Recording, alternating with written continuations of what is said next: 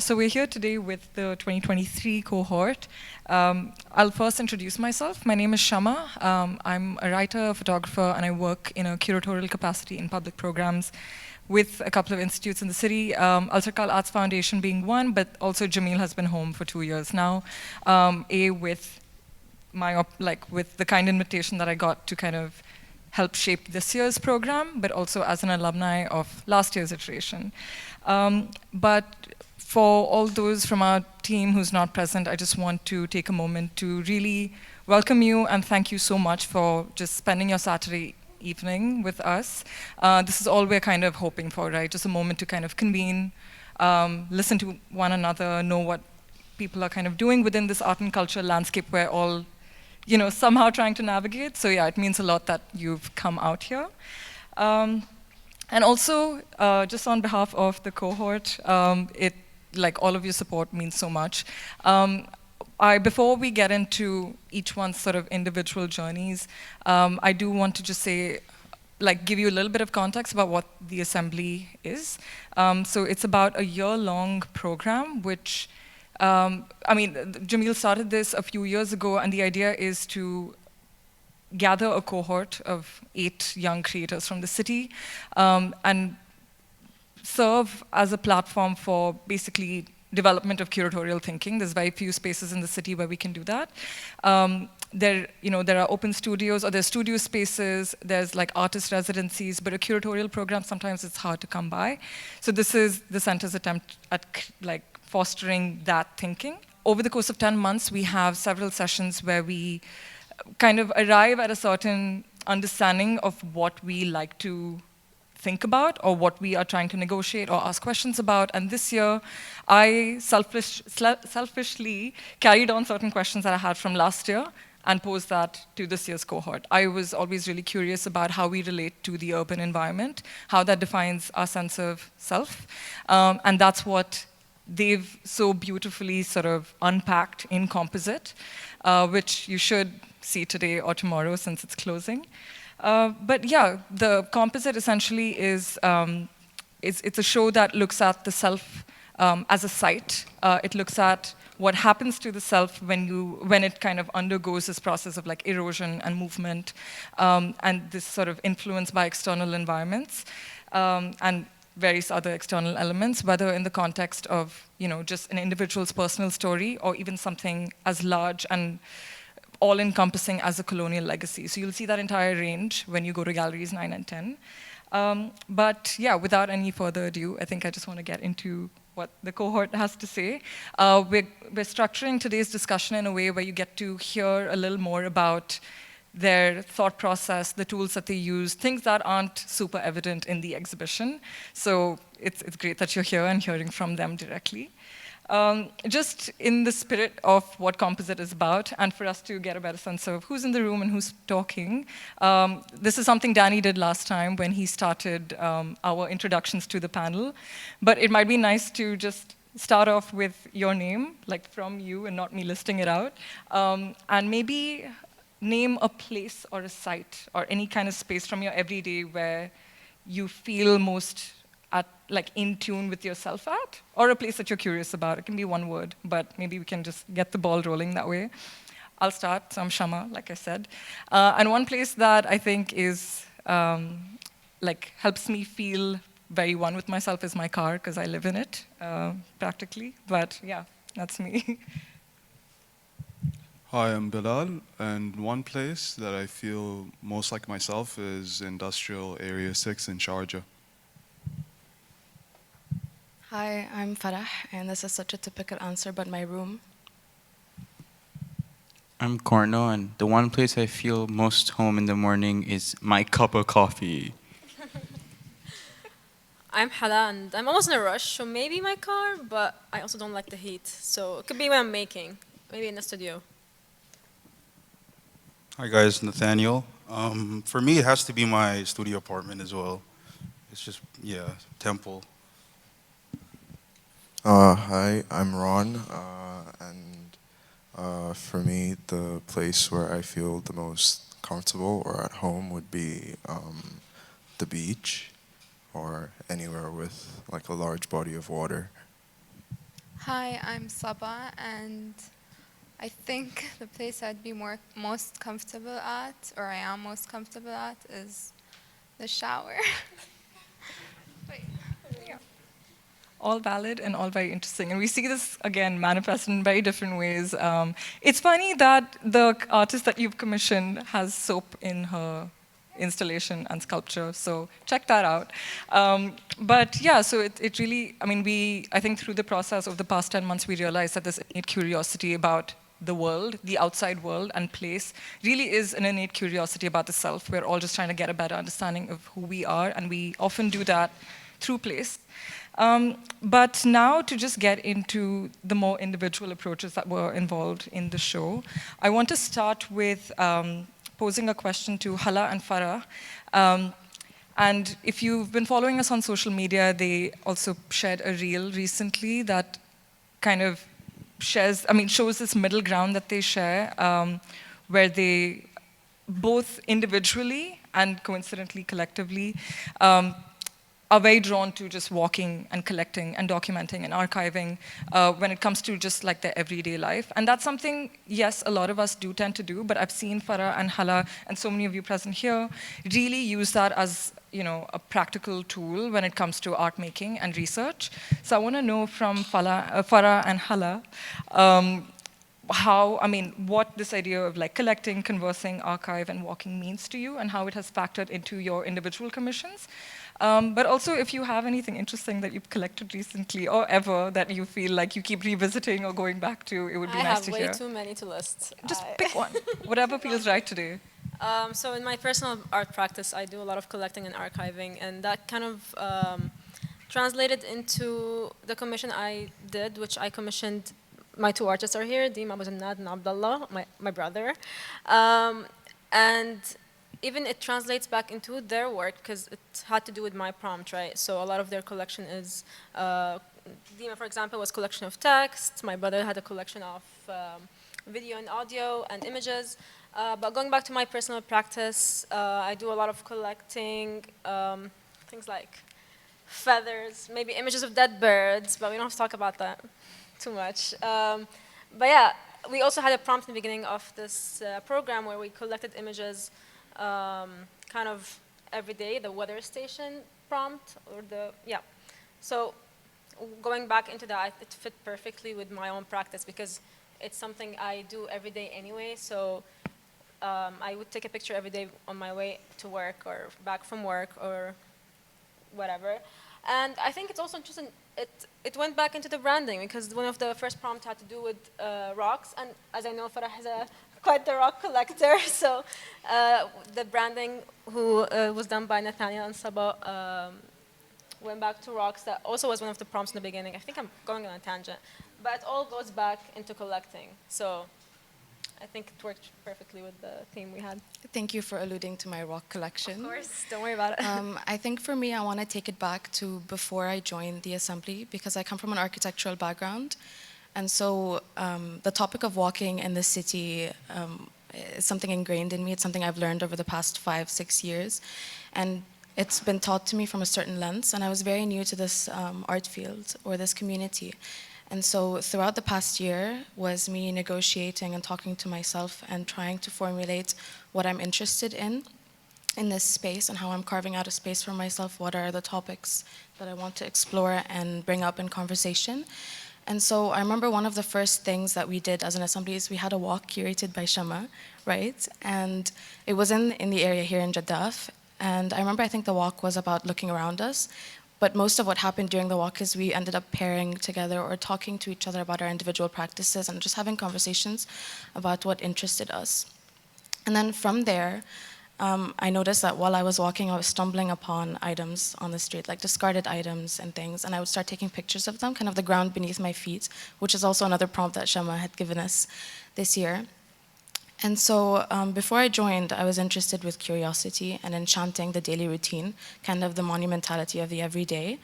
And then throughout this journey of walking and stumbling upon items and collecting images of them, but leaving them in their space as they are to inhabit that space, I realized that really what I was interested in is this idea of passage and inhabiting, but also turnover, which is very common in the city like Dubai. The turnover it's a big thing here. And I reached at the conclusion that I really am interested, or I'm really anxious about legacy, and legacy of myself within the city, and what's going to tell my silly little story. Is it going to be something that I've disposed of in the street that someone else is going to pass by, and then suddenly they're going to realize that I existed, and I existed in this space. And so it really started with this act of walking, and this 1 year of walking and me documenting what I'm passing by and realizing, coming to the conclusion that I'm interested in legacy, and that's what I ended up prompting my artists about, which was legacy of the self in space, how we are variable, and a space might be infinite, and how would we play around that? And so that's how I connect walking and collecting to this. Thank you so much, Hala and Farah. And again, this is something that comes through so beautifully in the works that they've commissioned. Again, two artists with lots of overlaps in methodology and the tools that they're inclined to, but the final outcome very distinct. So yeah, do have a look. But while we're on the topic of movement, and I feel like this is going to be a recurring thing, so maybe I'll stop highlighting it. We are going to talk about like movement and place quite a bit, because that has been a recurring conversation quite a bit over the past year. But I want to now move to Ron, because I feel like, oh yeah, he needs a mic. Over the course of the past few months, and again, these questions relate to everyone in some capacity, but I'm using this particular example of Ron, especially with his project, the Bootleg Griot, which you'll see at the back. It's a pop-up community library that like takes up like residents in different parts of the city for a short period of time, but it like completely inhabits it. So in the past, it's been at Al Circal Avenue, it's been at Bread, Abu Dhabi. So Ron, you know, during install and during our sessions has had to move around a lot. So, and that couldn't have been easy, as do all of us in different ways, but especially when it's for such a specific project and things are time sensitive. You're going from like Ajman to Sharjah to Dubai to Abu Dhabi. It results in this sort of overstimulation caused by the urban environment, and that is something that we also see in the work that he's commissioned. So I want to know, like, how did that experience feed in, like that experience of moving around so much feed into your experience here at the Assembly and your conversations with the artists that you commissioned? So I think with regards to the amount of movement that takes place in my life, there was a strange, but very obvious parallel between that and reggae's kind of, I don't know, life history. Whereas I'm Nigerian that grew up in a different part of the world and then moved to Dubai, and reggae is Somali and lives between 3 cities, and so the nomadic nature of existing is something that I guess at this point is very second nature to both of us. And when it was time for the prompt, as opposed to exploring the nomadic nature itself, I was very curious about what triggers it. In the case of personal projects that I work on, like Bootleg Griot, that was born out of the need to make the information that I had been collecting over the years accessible to to whatever public was around me in whatever capacity, and whether if it's nomadic in the sense of moving from country to country, that is often triggered by, especially as Africans, that is often triggered by trying to find more stability, be it economic or social or whatever. And yeah, so I was very curious about the thing that triggers that movement as opposed to the movement itself. And yeah, that was translated into the artwork that is upstairs. But yeah, I hope that answers the question. Yep. And I feel like this is something we can go on about so much and just see, because we experience it in different ways on an everyday basis. But similarly, Karno, you also, again, towards the second half especially, I mean, actually not just the second half, because throughout the year, when you attended the sessions, you'd come in from Abu Dhabi, which is a long enough drive. But then in the second half, you had all of these conferences in the States, so you're constantly like switching places, but it's not just a physical shift, but it's a shift in like a mental rhythm. And you being a researcher and like steeped in so much material that you really have to deep dive into and not just kind of access superficially. There's a switching of headspace. So there's a lot of material that you're working with, and especially when it comes to matters related to philosophy and critical theory, that it's dense, it's a lot. It can like trigger so many questions, and it can be overwhelming basically. But that's me saying overwhelming. How do you approach your engagement in theory and research, and how did that kind of lead to your self-commission here? And that's what's interesting as well, where you decided to make, use this opportunity to create a work and put that out into the public. So yeah, how do those two things link for you? I think I remember early on, there was this moment where I was like, I am a researcher and with an arts practice. And because we always do so many introductions when you like come together as a group and hopefully become something more than a group, like an assembly. But I think my engagement in critical theory and trying to find vocabulary and try to like be precise, which is again like like a failing task, but then the quest for a vocabulary, for new grammars, for learning, relearning, these like they're all about for me changing the relationship you have with time. Because when you come across a text that you can't skim, you have to sit with it, right? And I think that's difficult to do because the world is structured to not give you the time to sit with the text and think that's okay. And I think I really get excited when something is opaque or confusing. But then, like even in conversations, like not everyone has that relationship for whatever educational structure you're coming into, whatever ways you've learned to think about your ability to comprehend or grasp. But initially, so I think I stay up here, let's say. It's interesting, the abstraction is generally up here. It's kind of disembodied. But I think the way that kind of fueled my decision to make work, well, in one sense, it was because, again, I had become so abstracted from the material conditions and expectations of the program. I was reaching out to work with an artist who was very decontextualized from here. So then I was like, okay, why do I want to do that? And I think that forced me to think about the body and the way it comes charged with meaning in itself. And sometimes, in some sense, my deep dives into critical theory are a defense mechanism from not having to confront the reality of one's body in the mirror or something along those lines, right?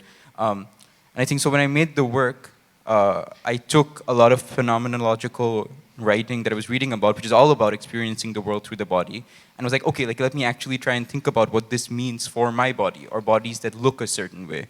I think one of the only like qualitative markers in the text is a brown body is preparing itself. So I was like, okay, what does that mean? And what, like, there's so many layers to that. So I thought, let me break down one particular action, which is the neutralizing way that something like a surface can hide what's going on underneath. And in some ways distill a lot of the wordiness that I can't expect a viewer in an exhibition to kind of sit with. I was like, okay, if I can make this into a gesture, what would it be? And you can think about that later, and isn't asking of you what a dense text might. Thank you. With Karno's work in the exhibition, I also want to take a moment to just talk about how this program, I mean, this time we've had so many self-commissions that it's interesting to see how the program has evolved to be conducive to artists or first-time makers. It's not like not purely a curatorial program where you're at a distance and you commission someone to fulfill a certain idea of a visual or whatever experience of an artwork. But the fact that there is something within the program that allows you to kind of take that risk and make something for the first time is something that we're all kind of really excited about and curious to see how that element of the program evolves in the future as well. But moving on, I now have a question for Bilal. At the beginning when we just started, I mean, this is also something you always see when you introduce yourself, is your kind of relationship to the industrial landscape of Sharjah.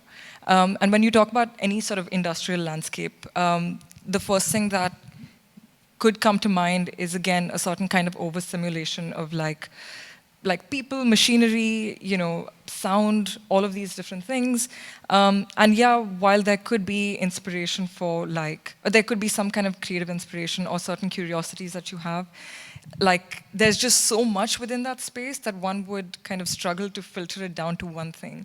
But in the capacity of the Takeover, you've kind of brought it down to this idea of, or this mapping of cultural heritage and the industrial landscape of Sharjah. How did you kind of arrive at that from all of these different things that consist within that industrial ecosystem?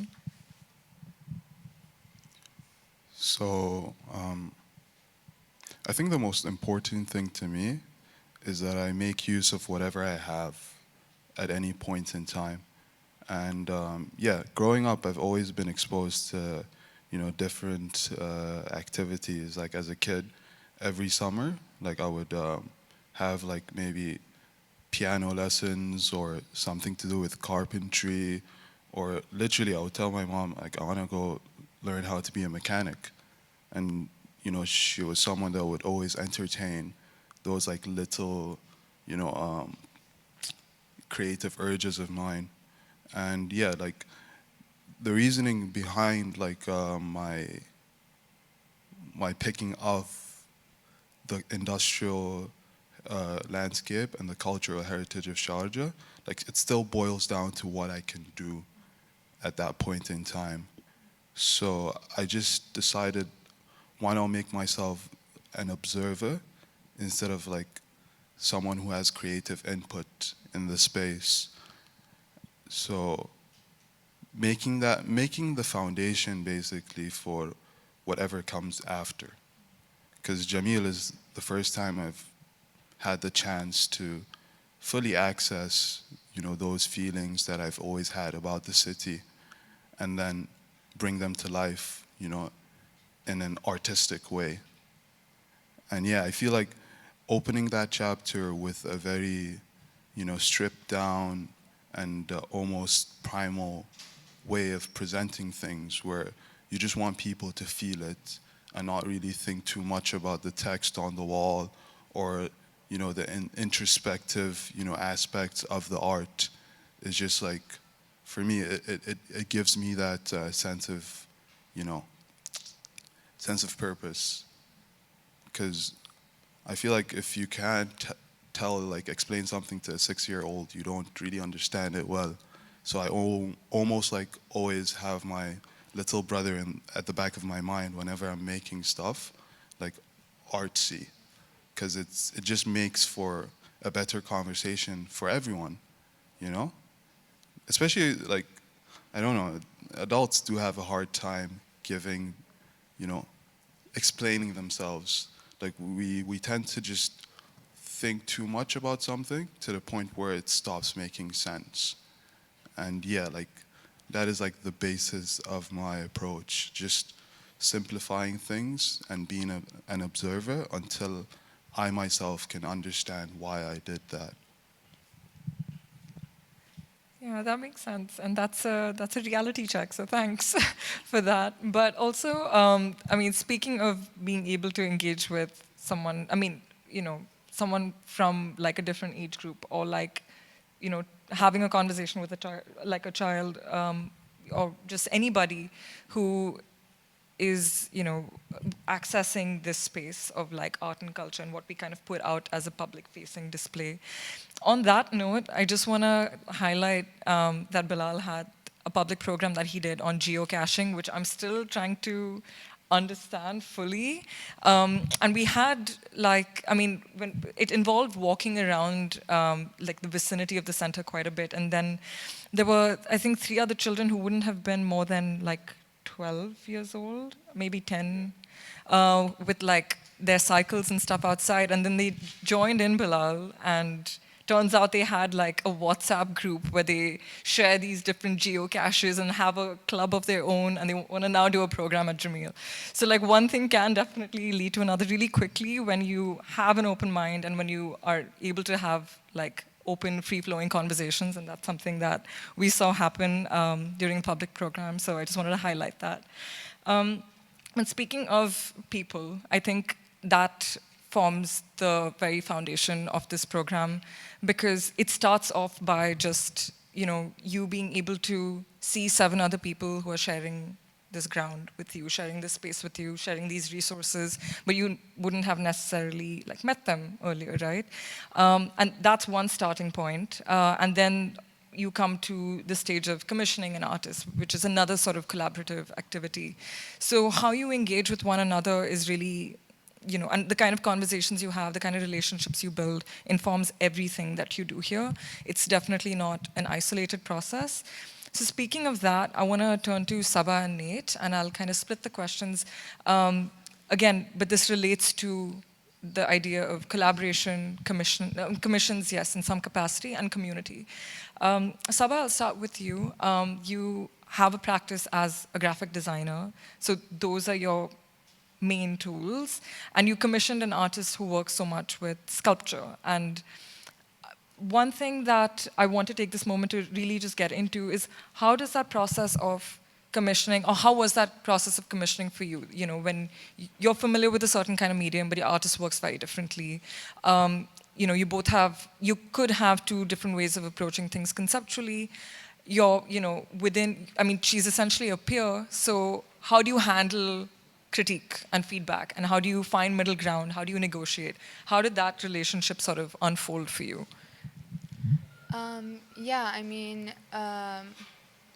Visually her work is very different from mine, but I think what we have in common is that Ala and I both come from a design background. So her work is very research-based, and that's also an approach that I take in my work. Although maybe the output not so much, but there's a lot of research that went into her work. And when I approached Ala, she already kind of had done the research for it, but then we had to kind of figure out what the output would be. And over the course of talking to her and then also install, a lot of things have changed. For example, the sculptures were just supposed to be sculptures submerged in water, but then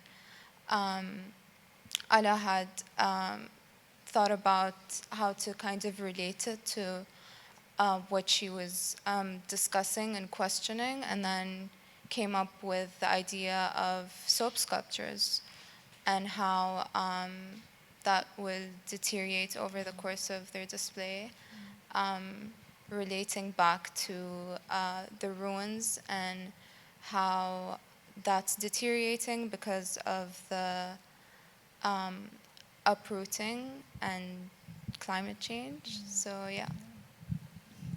So the sculptures are at their final stages right now. So again, a quick reminder to maybe have a look. It's one work in the exhibition that's really brought the space to life quite literally, because every time you come, it looks different, and it's sort of mutating and shape-shifting in really fascinating ways. So it's just a really interesting kind of observation of material itself. So yeah. Thanks, Ala, and Saba for making this introduction. And that's the beauty of a program like this, again, or just the beauty of being at this stage in our kind of careers in this space, because everything kind of just depends upon peer support and us kind of making introductions, making connections, this is what you're interested in. I know someone else who can kind of, dialogue with that in another way. So much of that has happened. And so I want to come to Nate, because I'm going back to his first ever application round, where one thing that he spoke about was, this urge, or this, or having the opportunity to build a community, identifying who your people are, or who you can work with, who, can be part of a comfortable enough ecosystem where you share resources, share criticism, and just spend time together, really. And that has come through so, beautifully in the public programs that Nate has worked on. I mean, the one program that we had was like a potluck, essentially. And it was a chance for people to share stories and eat, and who doesn't like that? But yeah, it was just really nice to see people let their guard down and just be really comfortable with one another. But it really depends upon the kind of atmosphere you intentionally create, and I think that's really important. But yeah, so Nate, like how, like over the course of the assembly, not just the public programs, how do you feel like you've managed that project of like finding or building community? And Yeah, I remember in our first conversation, it was a lot about community, and I said something about building a Filipino thing as well, coming from the same background. So when we were in the final stages of the commission, I had this message, but I feel like I didn't want to be selfish with it. If I could commission someone to echo and kind of shout this message louder, I needed someone that could aid me with that. So I want to thank Asi for that. And when it came to the whole potluck thing, it was an excuse to have dinner, to be honest with you. Like, but there is a lot of, what's the word, history when it comes to food. And I want to thank my partner Nadine for helping me out with that. And yeah, just the whole, everyone was sharing food. They were bringing childhood snacks, and I brought like a famous fast food chain in the Philippines, Jollibee. So, I mean, that meant a lot to me, and being able to share that to people was pretty sweet. Yeah. And it was really nice because there were so many people that I ended up just like speaking to that evening who had, I mean, actually over the course of the public programs, at Hala's, I remember Nate, because I was there that weekend, Bilal as well. There were lots of people who are just new to the city and don't know where to start. And when they just have an experience where they can do something that's like just, you know, that lets you switch off from your everyday and meet someone who you can have a conversation with and take a walk with, draw with, eat with, it goes a really long way. So it was really nice to welcome these people into the center during that public program. I think they got to experience composite, or what the intention behind composite has been, in a very different way as compared to the exhibition, both kind of extremely like valuable in their own right. But I want to also turn to you in case you have any questions. But before that, I just want to wrap up with one last question. And this is open to anyone who has an answer, wants to answer. But the goal of the program really is to, you know, create shared spaces. And from here, you go everywhere else, right? There's just so many other spaces you have access to, and you'll be working at, showcasing at, teaching at, just so many different things. But from where you stand right now as individuals, not necessarily part of this cohort, but just you guys, is there anything that you see that you want more of in the local art and culture landscape, as we call it? Do you think you have the tools for it? Just anything that you think not necessarily is missing, but you'd like to kind of build on, continue to develop, and want more of? I think recently in the UAE, it's been very great to see the way they've been approaching, kind of giving spotlight to the emerging artists, and this program really does just show that. And we, as emerging artists all over, we're very appreciative of the space that we were given. So. Likewise, I feel the same. But yeah, anyone else? I mean, for me, growing up, this wasn't really present. I mean, I used to question, like, why isn't there more opportunities for people like us to, like, really get a platform? So I feel like just more of this is really the answer, yeah.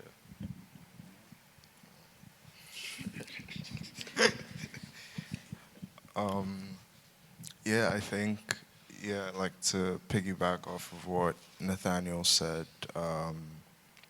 yeah, I think like obviously us being here is like proof, I guess, that it is happening, but like seeing like public spaces and institutions such as this become more accessible to a more diverse audience of people, and more diversity in the community, and not diversity for the sake of diversity, you know, diversity that like allows the individuals within that community to like express their truths and their, you know, their realities as accurately as possible. And yeah, so more of this, I guess. I think I also wanted to add, and this might be personal to my story and my journey so far, but a big thing that I felt here and that I didn't know was available in the region was this trust towards people like me and people like us who are very, I mean, at least for me, very new to this. So, like, I had been making art, but that had been just for myself. I didn't have an art community, I didn't have friends in the arts, but then I was given this trust, and through this, you gain the courage to kind of speak up and to be able to shape up and research and continue thinking and conversing and pitch into the conversation, basically jump into things that are already happening and you think that it means something. And so it's really this feeling of trust that I saw here. Thank you, guys. And not just for your last round of responses, but everything over the past 10 months. And yeah, I can't believe it's closing weekend already. But yeah, I hope you all get a chance to see the show. And just we'd love to hear what you think. We're around. And yeah, thanks for coming. Really appreciate it. Take care. Thank you all.